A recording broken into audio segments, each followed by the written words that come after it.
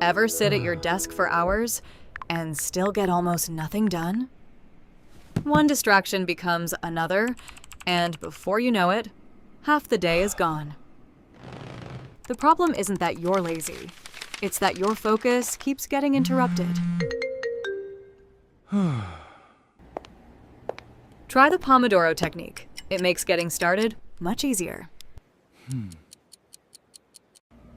Pick one task. Set a timer for 25 minutes.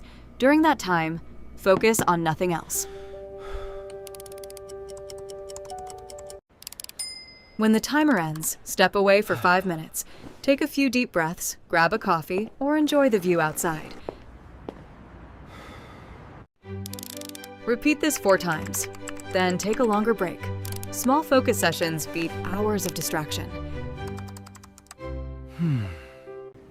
One timer, one task, better focus. Try your first Pomodoro today.